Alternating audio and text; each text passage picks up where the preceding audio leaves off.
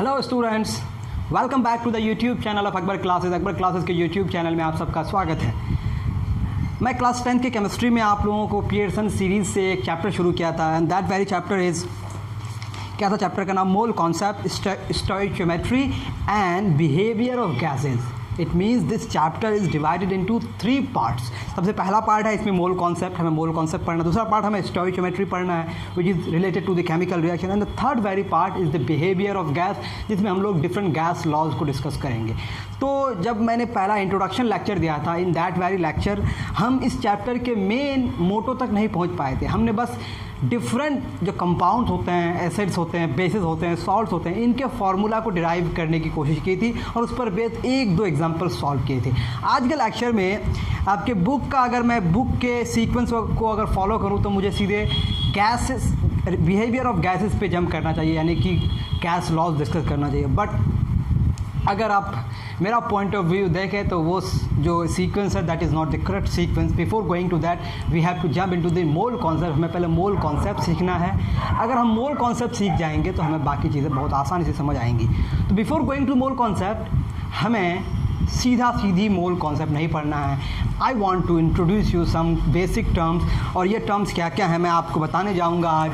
Atomic mass, क्या बताऊँगा आपको? Atomic mass. एटॉमिक मास समझने के बाद मैं आपको बताऊंगा रिलेटिव एटॉमिक मास, रिलेटिव एटॉमिक मास। फिर हम डिस्कस करेंगे एवरेज एटॉमिक मास, एवरेज एटॉमिक मास। ये छोटे छोटे टर्म्स हैं बट बच्चे इसको समझते नहीं हैं, और ये अगर नहीं समझेंगे तो मोल कॉन्सेप्ट पूरी तरह समझ में नहीं आएगा। Then we have molar mass, फिर हम पढ़ेंगे molecular mass and so on. समझ में आ रही बात? तो ये सब क्या क्या हैं, तो let's get started from atomic mass. कि एटॉमिक मास क्या है मेरे भाई? एटॉमिक मास से कहानी शुरू करते हैं। As the term suggest, it is the mass of an atom. Atomic mass, mass of an atom, mass of an atom. अब एक एटम किससे बिलोंग करता है? तो everyone knows an atom belongs to an element. तो mass of an atom of an element, very simple. बोलना बड़ा आसान है, बोलना बड़ा आसान है, but when you look into an atom, it is unimaginably small. मतलब हम सोच नहीं सकते हैं कि ये कितना छोटा हो सकता है। So how can we determine its mass? अभी तो हमारे पास we have sophisticated techniques, we have our instruments that can measure, that is mass spectroscopy is a technique. With the help of that technique we can measure the mass of microscopic particles, that is atoms, molecules, in fact electrons. But जब ये study develop हो रही थी तब क्या हुआ? तब एक एटम के मास को कैसे मेज़र किया गया, तब एक एटम के मास को किस तरह से देखा जाता था। ओके, तो क्या कहानी हुई? हाइड्रोजन सारे एलिमेंट से रिएक्ट करता है। सबसे पहले हाइड्रोजन को स्टैंडर्ड माना गया और हाइड्रोजन के मास को 1 AMU माना गया, 1 यूनिट माना गया। लेकिन फिर उसमें दिक्कतें आ गई तो हाइड्रोजन को नेगलेक्ट किया गया कैलकुलेशन को सामने रखते हुए। फिर ऑक्सीजन को देखा गया कि ऑक्सीजन भी बहुत सारे एलिमेंट के साथ कंबाइन करके डिफरेंट कंपाउंड्स बनाते हैं, तो ऑक्सीजन को स्टैंडर्ड माना गया। बट ऑक्सीजन के स्टैंडर्ड मानते हुए जब कैलकुलेशंस किए गए उसमें भी दिक्कतें होने लगी। अब क्या दिक्कतें हुई? This is not our concern, but there was some difficulty when hydrogen and oxygen was taken as standard for atomic mass. Okay, so क्या फाइनली स्टैंडर्ड लिया गया? तो हमने लिया standard, we have a standard SI standard. SI का मतलब international system. International system का standard लिया गया, दैट इज़ कार्बन 12। कार्बन 12, इसको हम रिप्रेजेंट करेंगे कुछ इस प्रकार, C12 और C12। आइसोटोप, अब आइसोटोप क्या है? I don't need to tell you. Isotopes एक ही एलिमेंट के अलग अलग एटम्स। तो कार्बन 12 को क्या माना गया? स्टैंडर्ड माना गया, SI स्टैंडर्ड।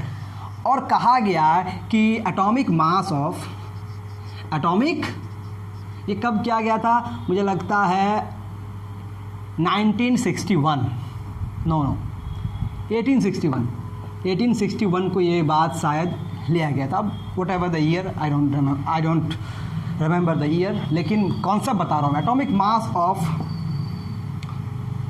एन एटम, अच्छा जब एटॉमिक मास बोलते तो एन एटम हो गया।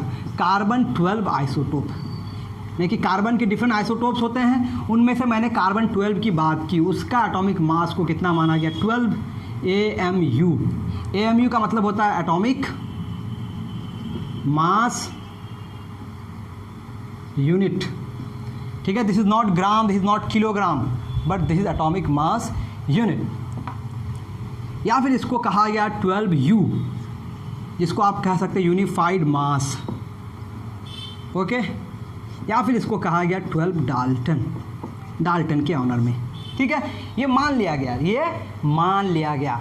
अब यहाँ से पता चल गया कि कार्बन के एक एटम का मास कितना यूनिट होगा, 12 यूनिट, यानी कि एक एक यूनिट करके जब 12 यूनिट आपके पास होंगे, उसका मास कितना हो गया 12 AMU, that is mass of an atom of carbon.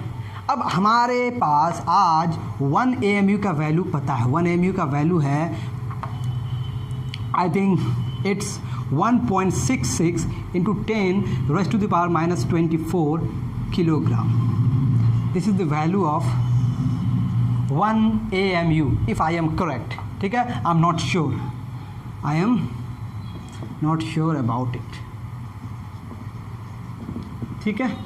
आप इसको चेक कर सकते हैं कि what is the value of 1 AMU। ये उस टाइम पे पता नहीं था, लेकिन आज के मॉडर्न टेक्निक से ये हमें पता चल गया है। तो 1 AMU को डिफ़ाइन कैसे किया गया, 1 AMU को डिफ़ाइन कैसे किया गया, आपको पता है कि यहाँ पर कितने यूनिट्स हैं, 12 यूनिट्स हैं। तो एक यूनिट बराबर क्या हो जाएगा 1/12। समझ में आ रही बात, यानी कि जब 12 पार्ट्स में आप डिवाइड कर देंगे तो एक एक पार्ट क्या हो जाएगा 1 AMU। 12 पार्ट का किसका डिवीज़न करेंगे आप, किसका डिवीज़न करेंगे, atomic mass of carbon 12 isotope. और कार्बन 12 आइसोटोप का एटॉमिक मास कितना है, the atomic mass of carbon 12 isotope is 12 AMU। 12 AMU, 12 cancel हो गया, बचा कितना 1 AMU। तो this is how you can define 1 AMU. 1 AMU is what? 1 AMU is the 1/12 of atomic mass of carbon 12 isotope। यानी कि जब आप कार्बन 12 आइसोटोप के एक एटम को 12 हिस्सों में डिवाइड करेंगे तो एक हिस्सा, the one part will be 1 AMU। तो this is 1 AMU। Now this 1 AMU is the standard for all the atoms. Now what happens? अब दूसरे एटम्स की mass of other atoms, mass of other atoms is calculated with respect to 1 AMU, or such masses are called as relative atomic mass. जैसा कि atomic mass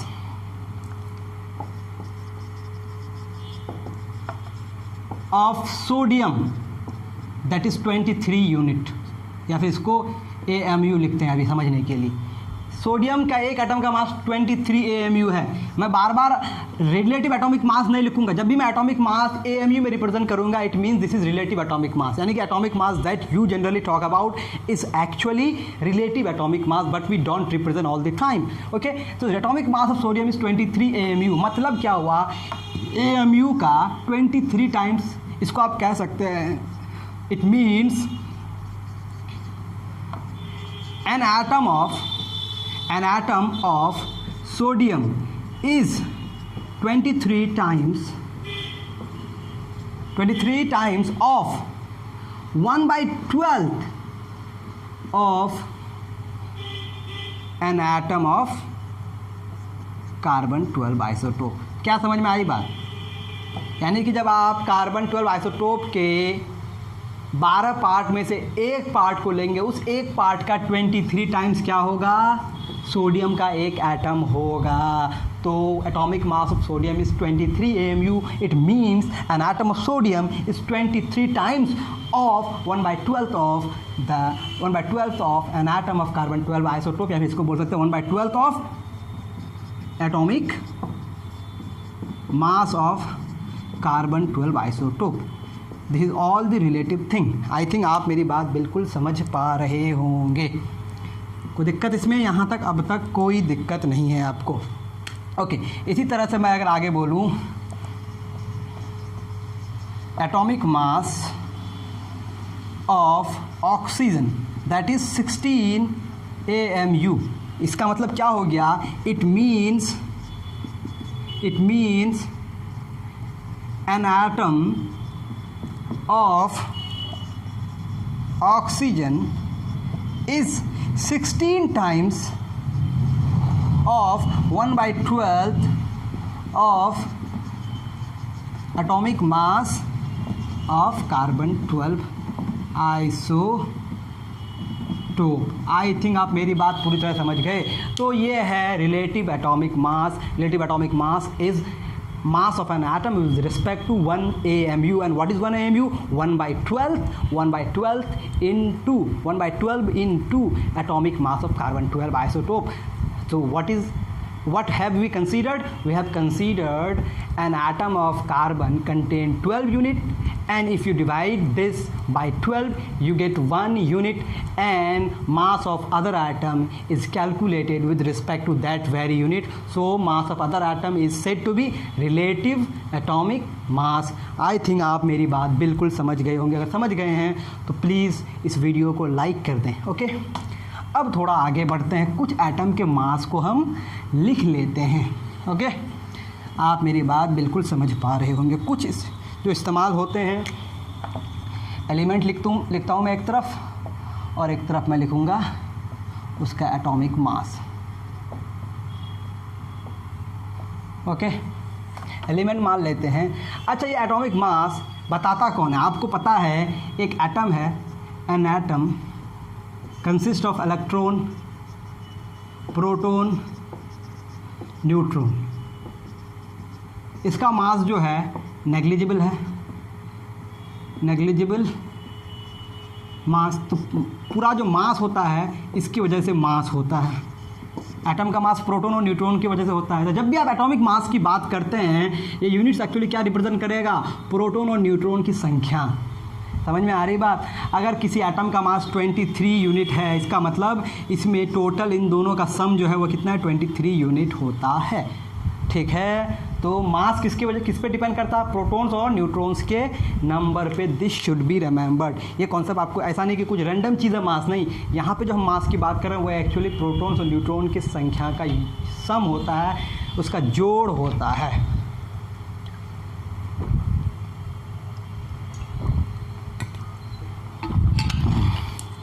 I think you are getting my point. Okay, moving to the next. कुछ element लिखते हैं, जैसे hydrogen का atomic मास। Atomic mass को हम लोग रिप्रेजेंट करेंगे AMU में। ओके, हाइड्रोजन का एटॉमिक मास हो गया 1, हीलियम का हो गया 4। इसी तरह से मैं अगर कार्बन का बोलूँ, कार्बन का भी 12, जनरली कार्बन का 12 होता है। अगर मैं नाइट्रोजन का बोलूँ तो दिस हैज़ 14, ऑक्सीजन का बोलूँ तो ये 16, अगर मैं सोडियम का बोलूँ तो 23, मैग्नीशियम का बोलूँ तो हो जाता है आपका 24, फास्फोरस का बोलूँ तो 31, सल्फ़र का बोलूँ तो हो जाता है आपका 32। इसी तरह से क्लोरीन का 35.5। अब ये नंबर फ्रैक्शन में कैसे हो गया? जब भी फ्रैक्शन वाली बात आती है तब हमारे पास आता है एक term that is average atomic mass. क्या आता है? Now we have to know ये this is what? This is average. अब एवरेज कैसे निकलता है? तो हमें जानना है एवरेज एटॉमिक मास कैसे कैलकुलेट होता है। क्लोरीन के 2 आइसोटोप्स होते हैं। एक आइसोटोप 35 होता है, एक आइसोटोप 37 होता है। आइसोटोप 35 का परसेंटेज एबेंडेंस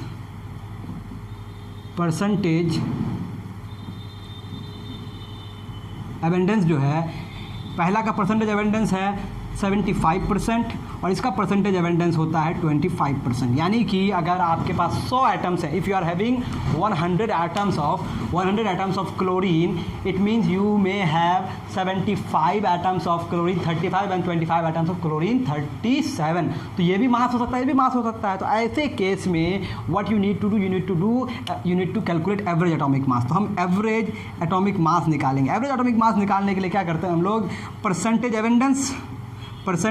एवेंडेंस नो, पहले क्या लिखेंगे हम लोग, atomic mass of percentage abundance, यानी कि ऑफ के माने multiply percentage abundance 75%, and this will be added to 37 of 25%. Okay, this is how you can get average atomic mass. 35 into 75 divided by 100 plus 37 into 25 divided by 100. You get 100 common, और okay अगर मैं इसको ऐसे लिखूँ 35 into 75 plus 37 into 25 divide by 100 हो जाएगा।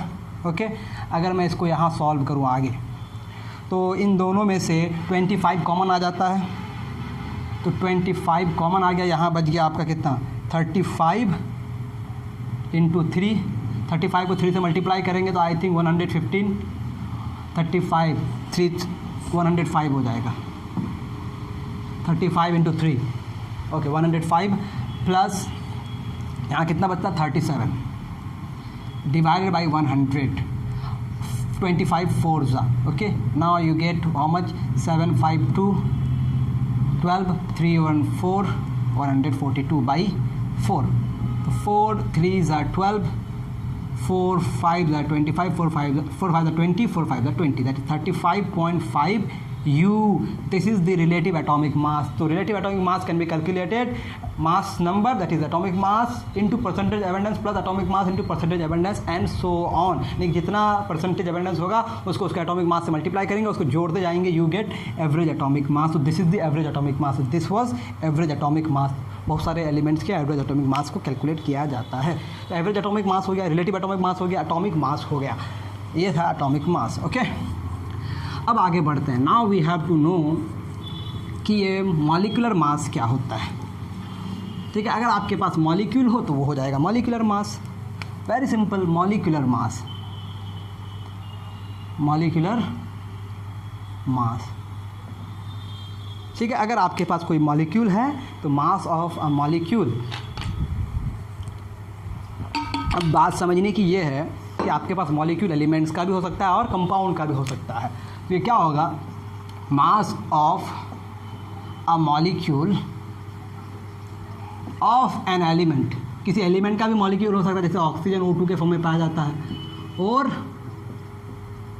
Compound, किसी element का मास या फिर किसी कंपाउंड, किसी एलिमेंट के मॉलिक्यूल का मास या फिर किसी कंपाउंड के मॉलिक्यूल का मास। ओके थोड़ा सा टाइम दें मुझे।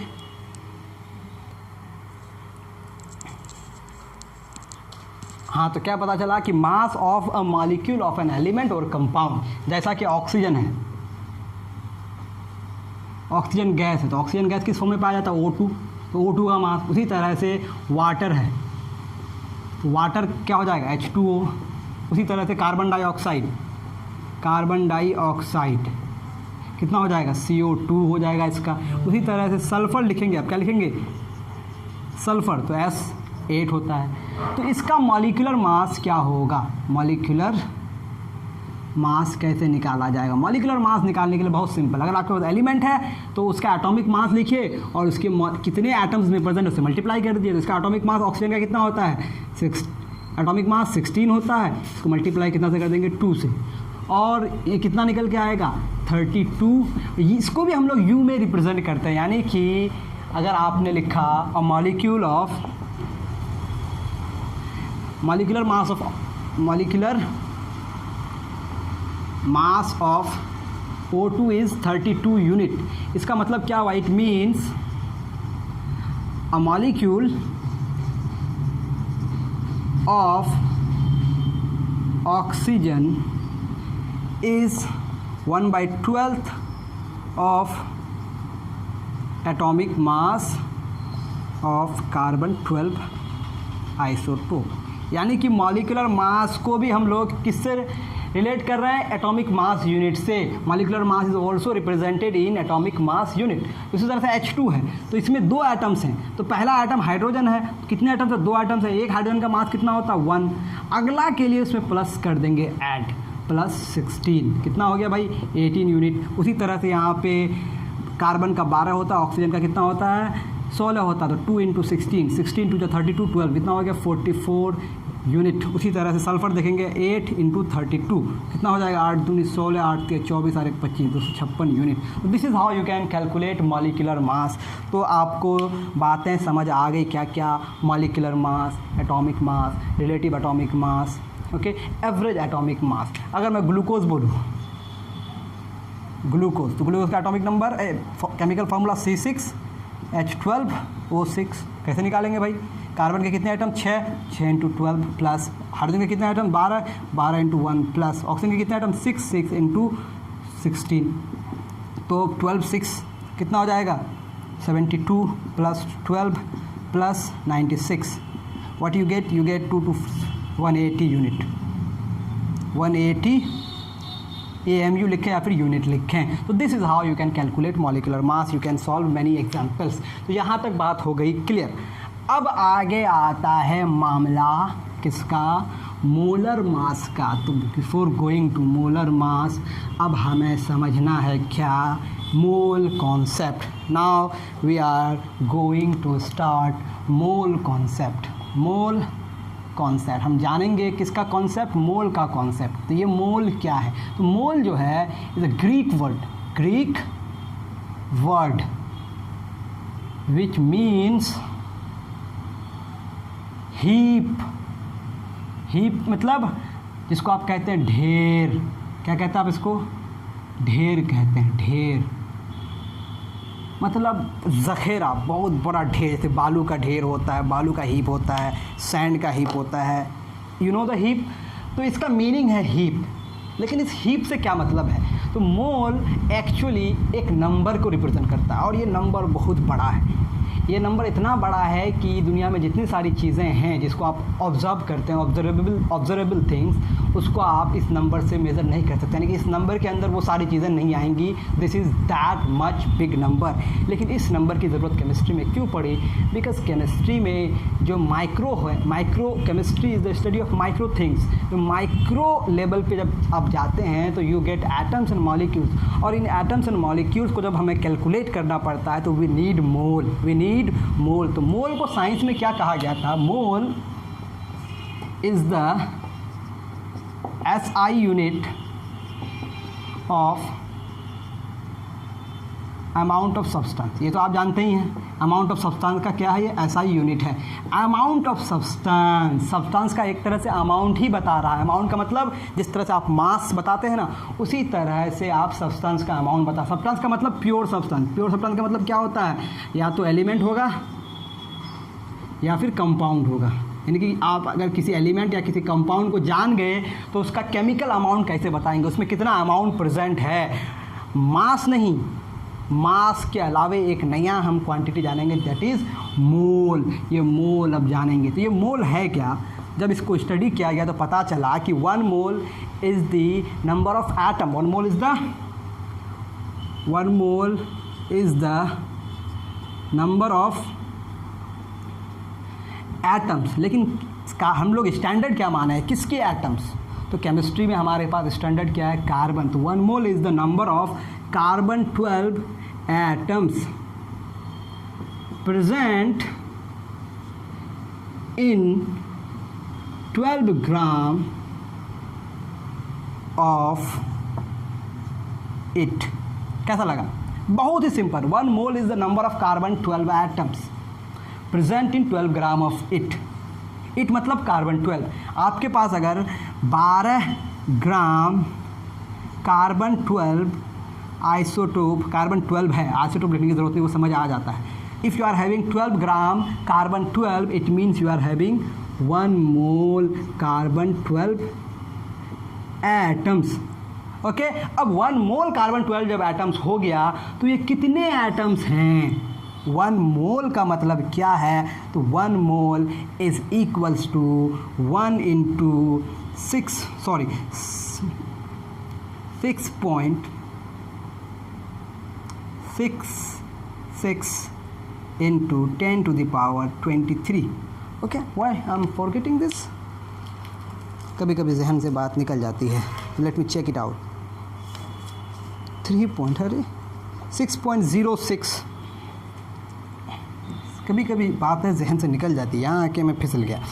6.022 into 10 raised to the power 23 carbon 12 atoms. तो 1 मोल इक्वल्स टू कितना पता चला, 1 mole equals to 6.022 into 10 to the power 23. This is 1 mole. और जब 1 मोल इतना बोलेंगे, दिस इज़ मीनिंगलेस.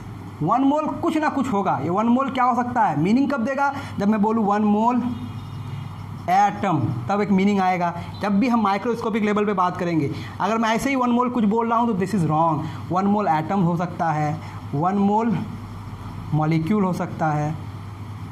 ओके, इसी तरह से 1 मोल आयन्स हो सकते हैं, 1 मोल इलेक्ट्रॉन्स हो सकते हैं, 1 मोल प्रोटॉन्स हो सकते हैं, 1 मोल न्यूट्रॉन्स हो सकते हैं. बट 1 मोल मैन नहीं हो सकता, 1 मोल एनिमल नहीं हो सकता, 1 मोल हेयर नहीं हो सकता, because this is only applied in microscopic level. तो मोल क्या है, काउंटिंग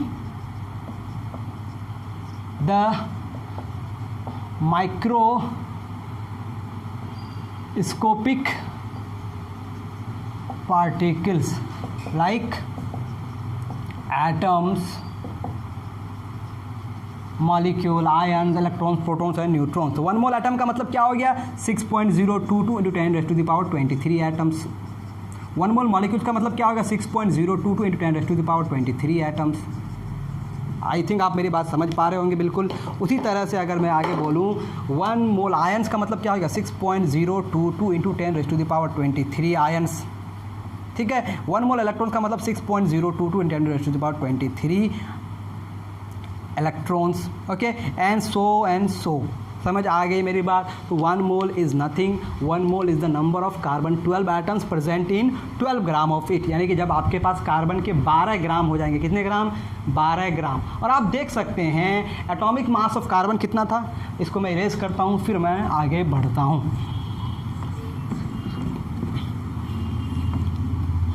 आपने क्या देखा, एटॉमिक मास जो था, atomic mass of carbon 12 is 12 AMU. अब सिर्फ कार्बन भी बोलूँ तो वही बात होती है. कार्बन का एटॉमिक मास कितना है, 12 AMU है.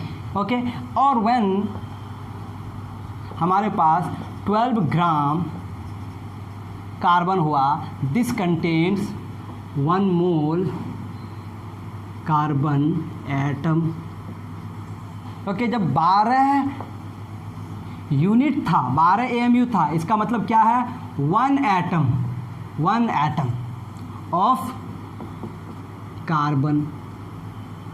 लेकिन when you are having 12 gram carbon, 12 gram carbon, आपके पास कितने कार्बन हैं, 1 mole carbon atom, that is 6.022 into 10 raise to the power 23 carbon atoms. I think you are getting my point. तो पता क्या चला कि 12 की जगह सिर्फ ग्राम लिखा गया. तो आप क्या इसको नहीं कह सकते हैं, can this will not be called as gram atomic mass of carbon.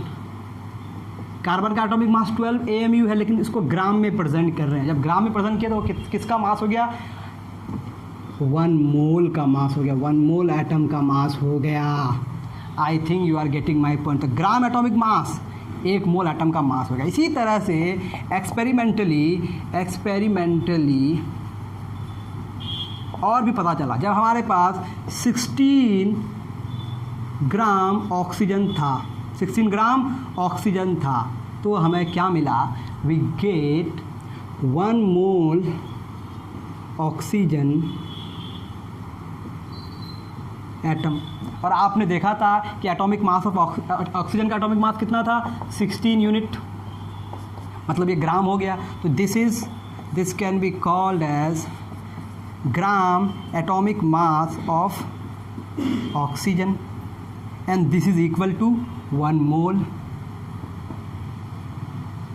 Oxygen. इसी प्रकार अगर मैं 23 ग्राम सोडियम लेता हूँ तो 23 gram sodium contains 1 mole sodium atoms. 1 mole sodium atoms का मतलब कितना हो गया, 6.022 into 10⁻23 sodium atoms. This is the chemical amount और दिस इज़ द नंबर, और ये उसका मास हो गया। तो जब आप किसी स्पीसीज़ के मास को देख लेते हैं तो उसके मास में कितने मोल्स प्रेजेंट है वो आप कैलकुलेट करते हैं। अब पता क्या चला कि किसी भी एटम के मास को जब ग्राम में रिप्रेजेंट करते हैं, यानी कि you are having the atomic mass in gram. Atomic mass तो है, वो है एटॉमिक मास की तरह दिखता है लेकिन वो ग्राम में है। Now this is not the atomic मास, और वो 1 मोल के बराबर हो जाता है। आप मेरी बात बिल्कुल समझ गए होंगे। और यही मास अब क्या कहलाएगा, यानी कि क्या पता चला कि ग्राम एटॉमिक मास जो है, gram atomic mass of any element, gram atomic mass is not the atomic mass. Atomic mass उसका वैल्यू हो गया, एटॉमिक मास उसका वैल्यू हो गया, उसको आप प्रेजेंट किस में कर रहे हैं, ग्राम में रिप्रेजेंट कर रहे हैं। तो जब ग्राम में प्रेजेंट करेंगे किसी एलिमेंट के एटॉमिक मास को तो आपके पास कुछ मास होगा, and that very mass, gram atomic mass of any element is the mass of 1 mole atoms.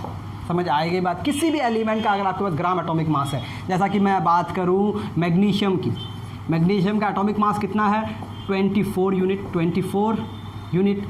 अगर if I have 24 gram magnesium, अगर मेरे पास 24 ग्राम मैग्नीशियम है तो this equals to 1 mole magnesium atom. और जब आपके पास 1 मोल मैग्नीशियम एटम होगा it mean this is equal to 6.022 into 10⁻23 magnesium atoms. तो 1 मोल किसी भी चीज़ का इतना पार्टिकल कंटेन करेगा। तो ग्राम एटॉमिक मास जो है ये किसका मास है भाई, 1 मोल एटम का मास है। Gram atomic mass is actually mass of 1 mole atom, और mass of 1 mole atom is known as molar mass, यानी कि 1 मोल का मास। समझ में आ गई बात। Mass of 1 mole atom becomes equal to molar mass. तो अगर मैं बोलूँ मोलर मास ऑफ कार्बन, तो कार्बन का मोलर मास कितना हो जाएगा, 12 ग्राम। लेकिन this is molar mass is what, mass of 1 mole atom, mass of 1 mole atom. समझ में आ रही बात। तो 1 मोल का मास 12 ग्राम होता है, तो 12 ग्राम पर मोल। उसी तरह से मोलर मास ऑफ ऑक्सीजन अगर मैं लिखूँ, क्या लिखूँ, ऑक्सीजन, तो ये क्या हो जाएगा, 16 ग्राम पर मोल, क्योंकि this is the mass of 1 मोल। तो 1 मोल का मास उसके एटॉमिक मास के ग्राम के बराबर होता है। This is all about the gram atomic mass and molar mass. I think you have got my point. Okay, अगर मैं 18 ग्राम H2O लेता हूँ, ओके, तो H2O का मॉलिक्यूलर मास कितना था, 18 यूनिट। ये हो गया 2 और ये हो गया 16, और 16 और 2 कितना हो गया, 18 यूनिट। और ऐसा पाया गया कि 18 ग्राम H2O contains 1 mole H2O molecules। क्या समझे, 18 ग्राम H2O मीन्स 1 मोल H2O मॉलिक्यूल्स। ऐसा एक्सपेरिमेंटली पाया गया, मतलब 6.022 into 10⁻23 H2O मॉलिक्यूल्स। तो ये 18 ग्राम क्या है? क्या ये 18 और 18 बराबर नहीं है? Yes, they are equal. क्या फ़र्क है? यहाँ ग्राम लिखा गया, यहाँ यूनिट लिखा गया। तो मॉलिक्यूलर मास को जब ग्राम में रिप्रेजेंट किए तो कितने का मास के बराबर हो गया? 1 मोल के बराबर हो गया। यानी कि आप कह सकते हैं gram, this is what, gram molecular mass of a molecule, gram molecular mass of a molecule, किसी मॉलिक्यूल का मास को आप ग्राम में लिख रहे हैं, is the mass of 1 mole molecule. कैसा लगा? इसी तरह से अगर मैं लिखूं, अगर आपके पास 44 ग्राम CO2 है, 44 ग्राम CO2 है, 44 ग्राम CO2 का मतलब क्या हो गया? आप सबको पता है कि जब CO2 है, CO2 का मॉलिक्यूलर मास कितना है? मॉलिक्यूलर मास कार्बन का होता है 12, ऑक्सीजन का कितना हो गया? प्लस ऑक्सीजन का 2 × 16, तो कितना आ गया भाई? 12 + 32, दैट इज़ 44 यूनिट। तो यहाँ 44 है और यहाँ भी 44 है, सिर्फ फ़र्क क्या है? यहाँ U है, यहाँ G है। तो जब 44 ग्राम CO2 आपके पास है, this equals to 1 mole CO2 molecules. कितना सिंपल हो गया? मोलर मास, 1 मोल का मास हो गया 44 ग्राम। तो पता ये चला कि gram molecular mass GMM is actually mass of 1 mole molecule, और mass of 1 mole molecule is equal to molar mass. समझ आई बात? और जब मोलर मास आएगा तो हम लिखेंगे ग्राम पर मोल। आई थिंक मेरी बात आप समझ गए। यानी कि मैं अगर लिखूँ मोलर मास, देखें मोलर मास चाहे एटम का हो चाहे मॉलिक्यूल का, वो 1 मोल पार्टिकल का मास होगा। मोलर मास ऑफ CO2 अगर आप लिखेंगे तो आप बोलेंगे 44 ग्राम, लेकिन ये 1 मोल का मास कह रहे हैं इसलिए पर मोल। ठीक है, इसी तरह से मोलर मास ऑफ अगर मैं लिखूँ H2O, this becomes equal to 18 gram per mole. तो molar mass is the mass of 1 mole. इसी तरह से मोलर मास ऑफ O2 लिखूँ, O2 मॉलिक्यूल हो गया ना, तो O2 मॉलिक्यूल कितना होगा? 32 ग्राम पर मोल। बस उसके एटॉमिक मास को ग्राम में लिख देना, पर मोल लगा देना, दिस इज़ मोलर मास। तो आई थिंक आपको मोलर मास बिल्कुल समझ आ गया। क्या हो गया मोलर मास? मोलर मास अब निकल के क्या आया? Molar mass is mass of 1 मोल, या तो एटम्स होंगे, या तो मॉलिक्यूल्स होंगे, या तो आयंस होंगे। दिस इज़ मोलर मास। इसका यूनिट क्या हो जाएगा भाई? इसका यूनिट हो जाएगा ग्राम पर मोल। मोल का एब्रीविएशन है MOL। मोल पूरा नाम MOL ही है, इसका एब्रीविएशन होता है MOL। Gram per mole is the unit of molar mass. I think you have got all the things. समझ आ गई होगी मेरी बात। आगे बढ़ते हैं अब। ओके, अब आपके पास 23 gram per mole, this is what? This is molar mass of sodium. Sodium का ये मोलर मास हो गया। अगर एक बंदे के पास 46 ग्राम सोडियम है और कहा जा रहा है फाइंड नंबर ऑफ मोल्स, इसमें कितने मोल्स हैं, फाइंड नंबर ऑफ मोल्स। तो नंबर ऑफ मोल्स निकालने के लिए आप सबको पता है कि 1 मोल में कितना ग्राम है? 23 ग्राम है। तो 46 ग्राम में कितना मोल होगा? 2 मोल होगा। यानी कि आप इसको ऐसे लिख सकते हैं 23 gram equals to 1 mole sodium atom. तो 1 ग्राम बराबर क्या हो जाएगा? 1/23 मोल सोडियम एटम।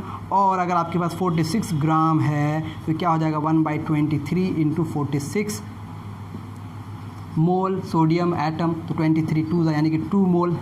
यूनिटरी मेथड से ऐसे निकल गया। लेकिन इसको अगर आप फार्मूला बनाएंगे, अगर आप क्या बनाएंगे? फार्मूला। तो this is the given mass, this is the given mass, that is ये होगा गिवन मास और ये क्या है, 23 इज द मोलर मास। ये आपको क्या देगा, नंबर ऑफ मोल्स। ठीक है, तो किसी भी गिवन मास को उसके मोलर मास से डिवाइड कर देंगे, आपको क्या मिल जाएगा, नंबर ऑफ मोल्स मिल जाएगा। नंबर ऑफ मोल्स को हम लोग रिप्रेजेंट करते हैं स्मॉल एन से, गिवन मास को हम लोग रिप्रेजेंट करेंगे W से, और मोलर मास को रिप्रेजेंट करेंगे M से।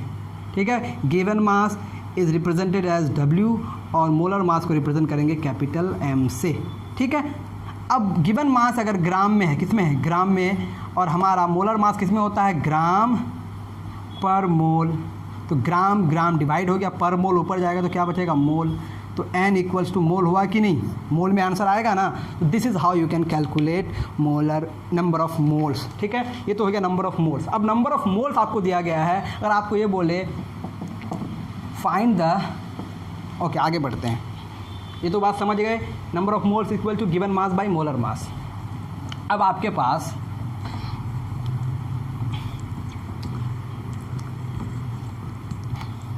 अगर ये सवाल बोले find the number of atoms in 23 gram 46 gram sodium, 46 gram sodium में कितने एटम्स होंगे।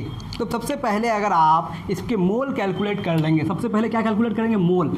n इक्वल्स टू क्या हो जाएगा, given mass by molar mass. Given mass कितना है, 46 ग्राम, इसका मोलर मास सोडियम का कितना होता है, सोडियम का मोलर मास 23 ग्राम पर मोल, तो कितना लिखेंगे, 23 ग्राम पर मोल, 23 ग्राम 2 टाइम्स 2 हो गया, तो 2 मोल।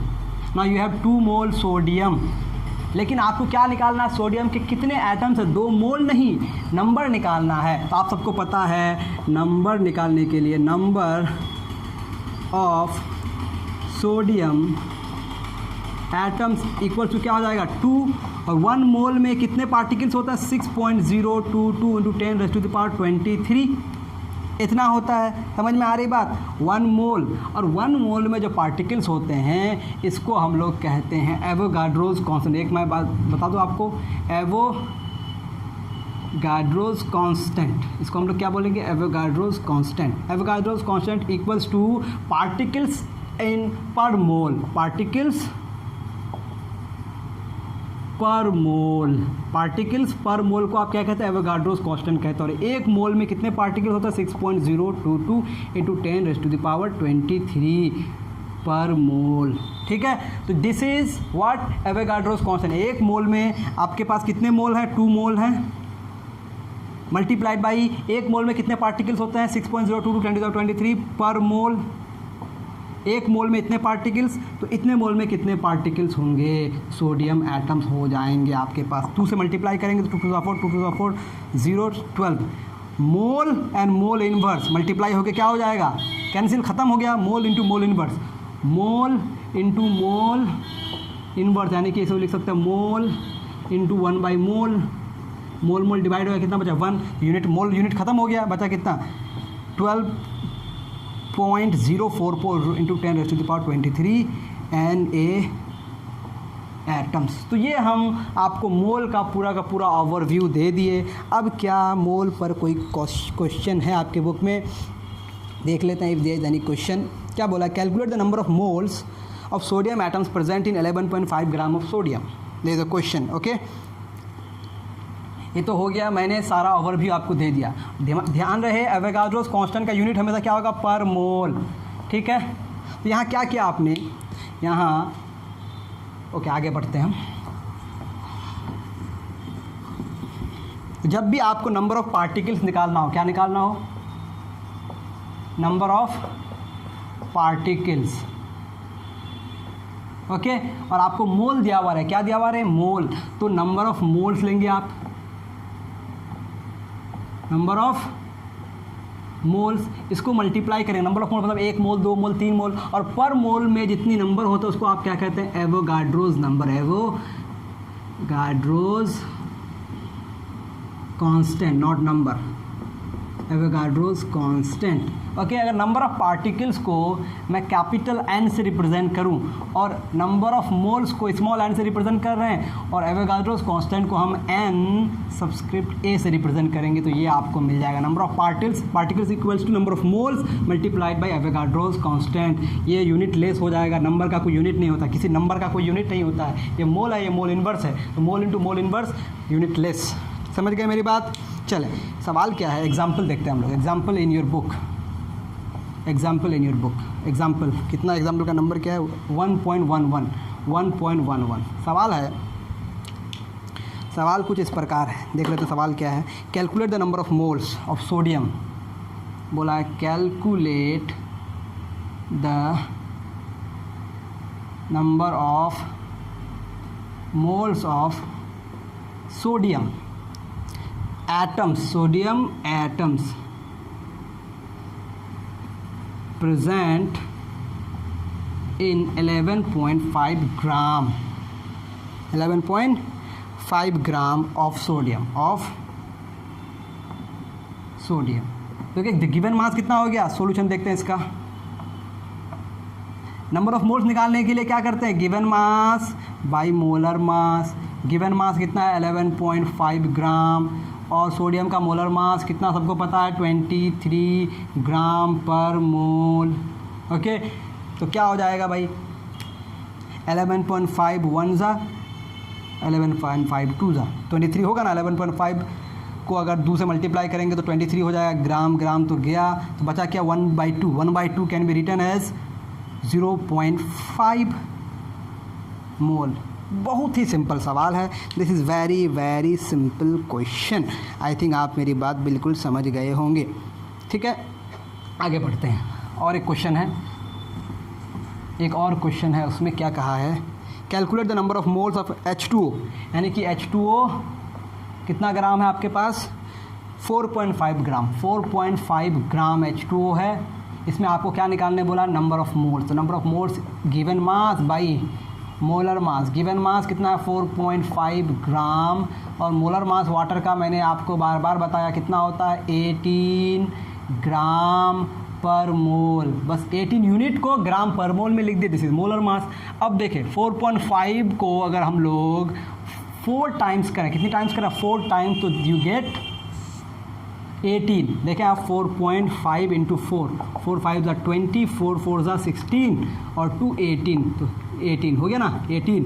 तो 4.5 को 4 टाइम्स तो 1/4 मोल। इसको आप लिख सकते हैं 0.25 मोल। तो ये है मोल की कहानी, which is very very easy.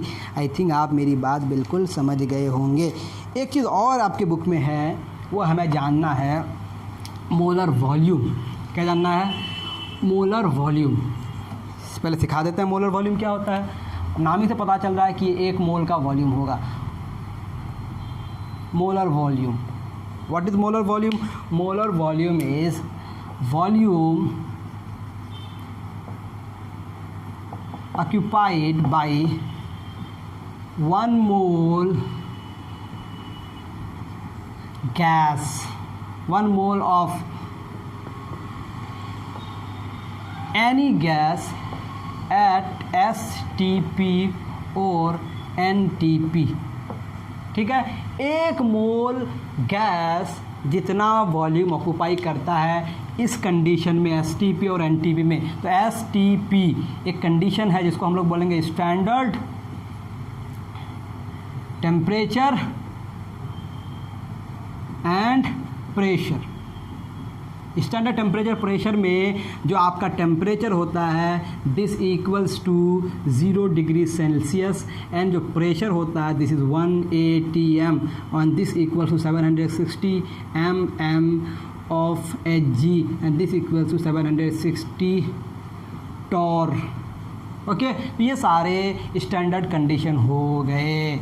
और मोलर वॉल्यूम जो है, molar volume 1 mole of any gas at STP occupies, ये पता है, ये एक्सपेरिमेंटली प्रूव्ड है। 1 mole of any gas at STP occupies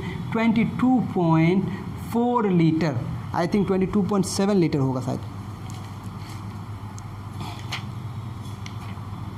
22.7 litre I think, जहाँ तक मुझे याद आ रहा है।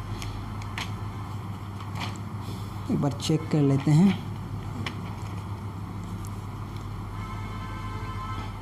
22.4 लीटर, 22.4 लीटर।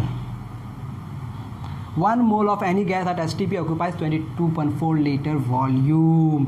ये प्रूव्ड है, यानी कि मोलर वॉल्यूम कितना हो जाता है भाई, मोलर वॉल्यूम कोई भी गैस हो अगर उसका 1 मोल है STP में तो मोलर वॉल्यूम उसका हो जाएगा 22.4 लीटर पर मोल। समझ में आई बात, 22.4 litre per mole, this is molar volume. अगर आपके पास क्या हो जाए 1 mole H2 gas at STP, this equals to 22.4 litre.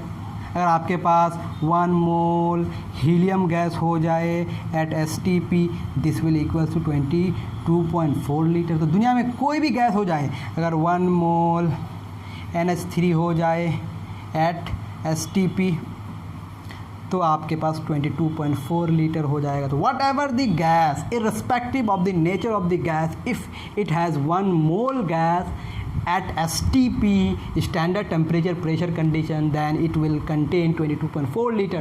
So molar volume is the volume occupied by 1 mole gas at STP, and this equals to 22.4 liter. Molar volume at STP, molar volume STP में कितना होगा 22.4 litre. आई think आप मेरी बात बिल्कुल समझ गए अब। तो ये मोलर वॉल्यूम हो गया, जिस तरह से हमारे पास मोलर मास था। मोलर मास अलग अलग सब्सटेंस के लिए अलग अलग था, लेकिन मोलर वॉल्यूम सारे सब्सटेंस के लिए सेम होता है एक सेम कंडीशन में, ठीक है। Molar mass is different for different substances but molar volume is same for all the substances irrespective of the nature of the gas. Molar volume is same for all the gases eight STP। अगर आप pressure temperature को fix कर दें। Okay, आई think आप मेरी बात बिल्कुल समझ गए। तो क्या क्या बातें हुई भाई, N equals to number of moles कैसे निकालेंगे, गिवन मास, एक बार मैं फॉर्मूला सारा लिख देता हूँ, number of moles of atoms निकालें आप, या मॉलिक्यूल्स निकालें, या आयन्स निकालें। हमेशा क्या करेंगे, गिवन मास यानी कि जो मास दिया हुआ है इसको डिवाइड कर देंगे मास of 1 mole, that is molar मास से। ओके, इसको अगर शॉर्ट में लिखना चाहेंगे तो ऐसे लिखेंगे N equals to given mass by molar mass. Okay, उसी तरह से नंबर ऑफ पार्टिकल्स निकालने के लिए क्या करेंगे आप, नंबर ऑफ पार्टिकल्स निकालने के लिए आपको मोल पता होना पड़ेगा, यानी कि नंबर ऑफ मोल्स, इसको मल्टीप्लाई किससे करेंगे, एवोगाड्रोज नंबर से, एवोगाड्रोज कांस्टेंट से। एवोगाड्रोज कांस्टेंट इसको अगर आप शॉर्ट में लिखना चाहेंगे तो नंबर ऑफ नंबर्स को आप n से लिखेंगे और नंबर ऑफ मोल्स को स्मॉल n से, और एवोगाड्रोज कांस्टेंट को Na से लिखेंगे। ओके, उसी तरह से अगर आपको नंबर ऑफ मोल्स निकालना है, वॉल्यूम दिया हुआ हो, number of moles of any gas, तो क्या करेंगे, इसको आप गिवन वॉल्यूम लिखेंगे, जो वॉल्यूम आपको दिया हुआ है, divided by molar volume. Okay, कैसे इसको शॉर्टकट में लिखेंगे, तो N equals to given volume को आप मान लेते हैं स्मॉल v, और जो मोलर वॉल्यूम है उसको मान लेते हैं कैपिटल V, ठीक है। This is how you can use the formulas to find out the number of moles, यानी कि आपको नंबर ऑफ मोल्स जो हैं इसको आप मास में कन्वर्ट कर सकते हैं, ओके, और नंबर ऑफ मोल्स को आप नंबर में कन्वर्ट कर सकते हैं। उसी तरह से नंबर को नंबर ऑफ मोल में कन्वर्ट कर सकते हैं, मास को भी नंबर ऑफ मोल में कन्वर्ट कर सकते हैं, नोन होना चाहिए। उसी तरह से अगर नंबर ऑफ मोल है तो नंबर ऑफ मोल्स को आप वॉल्यूम में कन्वर्ट कर सकते हैं और वॉल्यूम को मास में कन्वर्ट कर सकते हैं। समझ आई मेरी बात? क्लियर होगी बात। तो इस तरह से चीज़ें inter convertible, number of mole को मास में कन्वर्ट करेंगे, नंबर ऑफ मोल को नंबर में कन्वर्ट करेंगे, नंबर ऑफ मोल्स को वॉल्यूम में कन्वर्ट करेंगे, वॉल्यूम को नंबर ऑफ मोल्स में कन्वर्ट करेंगे, दे आर इंटर कन्वर्टेबल। ये सारी चीज़ें आप कर सकते हैं। ओके, सवाल देखते हैं और कुछ सवाल देखते हैं। एक सवाल हमने किया उस वक्त, अब आगे देखते हैं क्या है।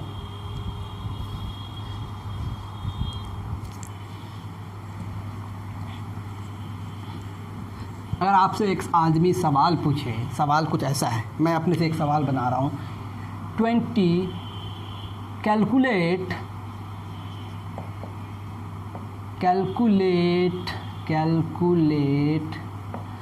the mass of oxygen gas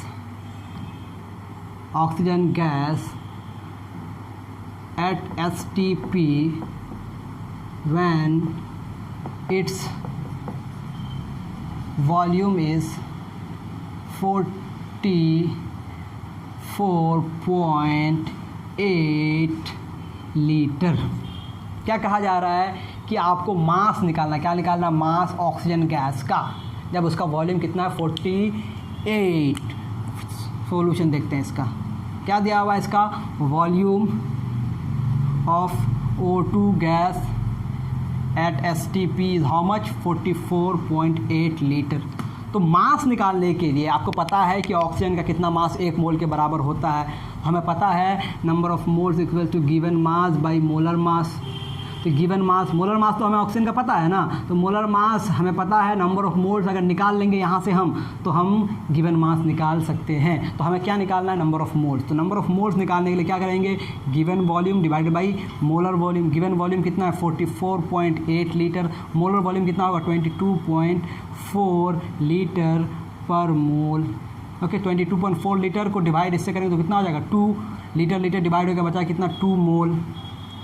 okay, 2 मोल आपके पास ऑक्सीजन गैस है, कितने मोल, 2 मोल O2, 2 मोल O2। अब 2 मोल O2 में कितना उसका मास होगा, आपको पता है N equals to given mass by molar mass. तो आपको यहाँ मोलर मास तो पता है ऑक्सीजन का, तो आपको गिवन मास निकालना है। तो अगर क्रॉस मल्टीप्लाई करेंगे तो गिवन मास बराबर क्या हो जाएगा, number of moles into molar mass, यानी कि कितने मोल्स हैं और 1 मोल में कितने मास हैं। तो कितने मोल्स हैं आपके पास, 2 मोल्स हैं, और 1 मोल मोलर मास ऑक्सीजन का कितना होता है भाई, ऑक्सीजन का मोलर मास कितना हो जाएगा, 2 × 16 that is 32 gram per mole. तो यहाँ कितना लिखेंगे, 32 gram per mole. Number of moles into mass in per mole, 1 मोल में कितना मास है, तो कितना हो जाएगा 64 मोल, और मोल क्या हो जाएगा, डिवाइड हो जाएगा, बचेगा कितना 64 ग्राम। आई थिंक आप मेरी बात समझ गए। तो आपके पास कितना ग्राम होगा, 64 ग्राम ऑक्सीजन गैस होगा। अगर आपसे सवाल ये पूछता कि कितने ऑक्सीजन गैस के मॉलिक्यूल्स हैं, अगर आपसे ये पूछे नंबर ऑफ O2, नंबर निकालने बोले O2 का, तो क्या करेंगे, number of moles of O2 into Avogadro's constant. तो नंबर ऑफ मोल कितना था, 2 मोल, और एवोगाड्रोस कांस्टेंट कितना है भाई, 6.022 × 10⁻23 पर मोल। मोल इंटू पर मोल ख़त्म हो गया, इसको मल्टीप्लाई करेंगे तो 12.044 × 10⁻23 O2 मॉलिक्यूल्स। तो आपको अगर मोल पता चल जाएगा तो मोल से मास भी निकाल सकते हैं, मोल से नंबर भी निकाल सकते हैं। तो mole can be converted into mass and mole can be converted into numbers as well. कब, जब आपको सब्सटेंस पता हो। ठीक है, चलिए एक और सवाल देखते हैं, न्यूमेरिकल प्रॉब्लम्स और कुछ देखते हैं। Numericals are very very important in mole concept. Calculate the number of molecules present in 16.8 litre of gas X at STP. Also determine its gram molecular weight of the above sample weight is इतना। ठीक है, क्या क्या चीज़ें दी गई है, पहले सवाल पहले हम लिखेंगे, फिर जवाब। हर बराने से चीज़ें समझ नहीं आएंगे, बहुत सारा पढ़ेंगे समझ कर आएगा। तो सबसे पहला मेरा जो स्टेप होगा वो होगा सवाल लिखने का। ओके, बोला calculate the number of molecules. Question है calculate the number of, this is very important question, molecules present in 16.8 litre of gas, 16.8 litre of gas x, gas पता ही नहीं है कि गैस कौन सा है, एट STP ये बोल दिया है, एट STP गैस का वॉल्यूम दिया हुआ है STP पे, ठीक है, बहुत बड़ी बात दे दी गई है। और बोला है ऑल्सो डिटरमाइन इट्स मोलर मास, वहाँ लिखा है बुक में ग्राम मॉलिक्यूलर मास, हम उसको मोलर मास कहते हैं क्योंकि ग्राम molecular mass is molar mass, mass of 1 मोल, 1 मोल का मास कितना होगा। तो सॉल्व करते हैं, वेरी सिंपल। ओके, सबसे पहले अगर हमको वॉल्यूम दिया हुआ किसी गैस का STP पे, उसका नंबर ऑफ मोल्स कैलकुलेट कर सकते हैं, given volume by molar volume. Okay, अब हमें नंबर ऑफ मोल्स निकालने के लिए क्या करना पड़ेगा, given volume by molar volume. तो हमें तो गैस का मोलर वॉल्यूम, कोई भी दुनिया का गैस हो, वट एवर द गैस, उसका मोलर वॉल्यूम हमेशा कितना होता है 22.4 लीटर पर मोल। गैस पता हो या ना हो, लेकिन उसका मोलर वॉल्यूम हमारा लिए नोन है, what ever the gas it's molar volume is always 22.4 litre. उसका गिवन वॉल्यूम कितना 16.8 लीटर। अब इसको डिवाइड करते हैं, हम लोग सॉल्व करते हैं अलग से। अच्छा, पॉइंट चला गया, 4 से डिविजिबल है दोनों, 4 से करते हैं, अच्छा 8 से करते हैं, 8 से अगर करेंगे तो 8 2 ज़ा 16, 8 1 जा 8 2 ज़ा 16, 8 8 ज़ा, अब दोनों 7 से 7 3 ज़ा 7 4 ज़ा, तो यू गेट 3/4 मोल, 3/4 मोल आ गया, 3/4 मोल ऑफ अ गैस। अब आपको क्या निकालना है, और तो डिटरमाइन इट्स, अच्छा molar mass, gram molecular weight if the above sample weight. अब इसका मास दिया हुआ है, now mass of 3/4 mole x equals to given 26.25 gram, this is given. Okay, यानी कि also determine its molar mass if it contain 26.25 gram of it, यानी कि उसका इतना ग्राम है, यानी कि इतना मोल जब है उसका इतना ग्राम उसका प्रेजेंट है, इतना मोल बराबर इतना ग्राम। यानी कि आप इसको यूनिटरी मेथड में कन्वर्ट करेंगे, अगर देखें this is what number of moles, तो number of moles equal to क्या होता है given mass by molar mass. तो अगर आप यहाँ से मोलर मास को अलग करना चाहेंगे, मोलर मास को अलग करना चाहेंगे तो क्या हो जाएगा भाई, मोलर मास बराबर given mass by number of moles, यानी कि नंबर ऑफ मोल्स जब डिवाइड कर देंगे गिवन मास को तो वो आपका क्या दे देगा, मोलर मास दे देगा। तो कितना हो गया भाई 26.25 gram, this is the given mass, और इसका नंबर ऑफ मोल्स कितना 3/4, डिवाइड करेंगे 3/4 से, डिवाइडेड बाई, इसको ऐसे लिखेंगे 3/4, तो इसको सॉल्व करेंगे तो हो जाएगा 26.25 इंटू 4/3, यही होगा। This is what molar mass, that is gram per mole. यहाँ सॉल्व करते हैं हम, क्या है हमारा 26.25 इंटू 4/3, ठीक है। तो कितना हो गया 8 टाइम्स 3 7 टाइम्स 3 5 टाइम्स, ओके। 4 5 ज़ा 20, 4 7 ज़ा 28, 30, 4 8 ज़ा 32 और 4 8 ज़ा 32 and we have remaining 3, so 37 gram per mole. This is the molar mass of the gas. I think you all have got my point. I think आपको बात समझ आ गई होगी। कुछ गड़बड़ कर दे क्या, 6.6225 नहीं 625 है, सॉरी, कैलकुलेशन में हमने वैल्यू ही गलत ले लिया, इसीलिए थोड़ा सा मामला फंस गया। कितना है यहाँ वैल्यू है 6.625। तो always be careful when you put the value 6.625, okay. तो यहाँ अगर सॉल्व करेंगे तो 6.625 इंटू 3/4, ओके, तो सॉरी 4/3, तो 3 2 जा 6, व्हाट 26 है यार, 26 3 8 और 3 7, नहीं यार okay, 3 7 3 8 times, okay, 24 point, you get 16, 3 5s are 3 4s are, okay, then we have 5 3 1s are, then we have 2, तो उसको इतना ही रखते हैं हम लोग, 4 1s are 4, 4 5s are 20, 4 4s are 16, 4 5 20 और 21, क्या हो गया भाई, are we doing something wrong, 3/4,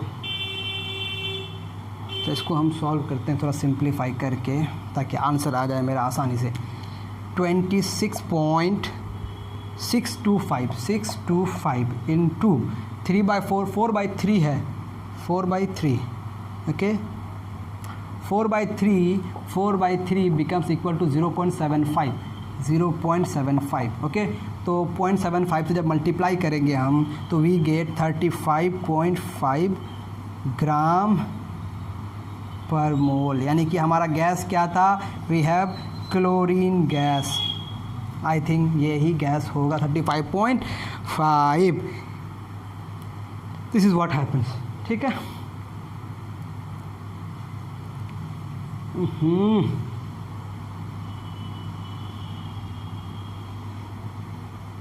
please give me a time, ये कुछ गड़बड़ हो गया, फिर से हम बनाते हैं इसको आसानी से आराम से।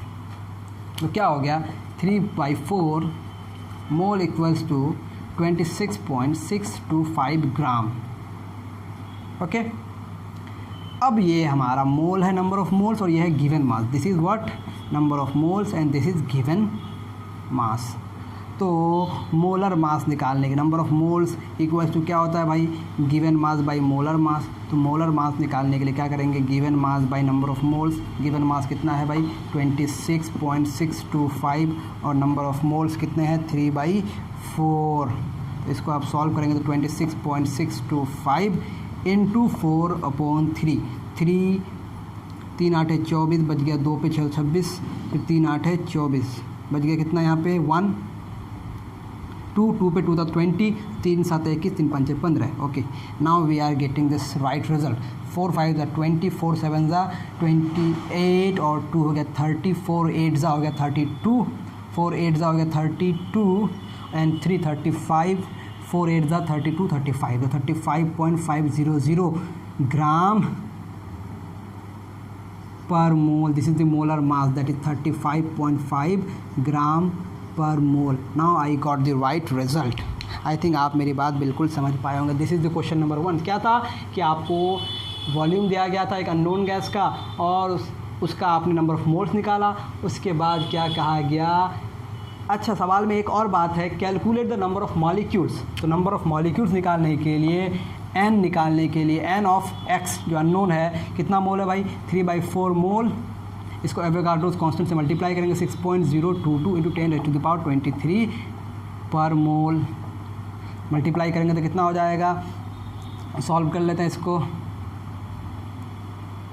Okay, 4 1s are 4.20, 4 5s are 20, then we get 2 0, 4 5s are 20, 4 5s are 20, okay. अब 3 से मल्टीप्लाई करेंगे तो 3 5s are 15, 3 5s are 15 और 1 16, 3 1 3 5s are 15, 3 1s are 3 and 1 4 हो गया 4.5165 × 10⁻23 x पार्टिकल्स। अभी एटम्स है, मॉलिक्यूल्स हैं, this is unknown x particle, इतने पार्टिकल्स हो गए 4.5165। आपके आंसर कितने दिए गए हैं 4.52। जब हम इस नंबर को 5 से ज़्यादा होता है उसका अगला नंबर, तो इसको हम 52 लिख सकते हैं 10⁻23 particles. This is the number of molecules of X and this is the molecular mass, that is gram molecular mass, you can call it molar mass, okay।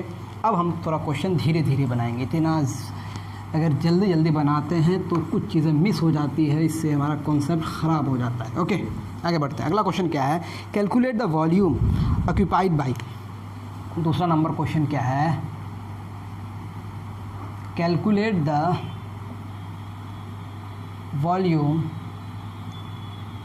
Occupied by, इसके बाद हम लेक्चर फिनिश करेंगे, occupied by 200 gram of SO3 gas, 200 gram of SO3 gas, 200 gram of SO3 gas at STP, at STP में आपको इसका volume निकालना है, and number of molecules present in it, and number of molecules present in it. क्या क्या दिया हुआ भाई? दिया हुआ है कि आपके पास गैस कौन सा है, SO3 गैस है, SO3 गैस है, इसका आपको गिवन वॉल्यूम कितना है, सॉरी इसका क्या दिया हुआ है 200 ग्राम, इसका कितना मास दिया हुआ है 200 gram, this is the given mass. Given mass को आप क्या बोलते हैं W, ओके। इसका आपको क्या निकालना, नंबर ऑफ वॉल्यूम ऑक्यूपाइड। तो वॉल्यूम ऑक्यूपाइड होने के लिए हमें क्या पता करना पड़ेगा, नंबर ऑफ़ मोल्स। अगर नंबर ऑफ़ मोल्स पता चल जाता है, अगर नंबर ऑफ़ मोल्स पता चल जाता है तो उससे आप क्या बता सकते हैं, एक मोल का वॉल्यूम आपको पता होता है, तो फिर जितने मोल्स होंगे उसका वॉल्यूम कितना होगा। सबसे पहला काम होगा number of moles. Number of moles निकालने से पहले इसका मोलर मास लिखेंगे हम लोग। मोलर मास इसका जब लिखेंगे तो कितना हो जाएगा भाई, सल्फ़र का 32 होता है, ऑक्सीजन का कितना होता है 16 होता है, इंटू 3, तो कितना हो गया भाई 32 + 16 48, तो 034 80, this is 80 gram per mole.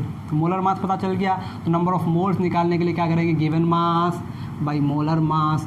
Given mass is how much 200 gram and molar mass is 80 gram per mole.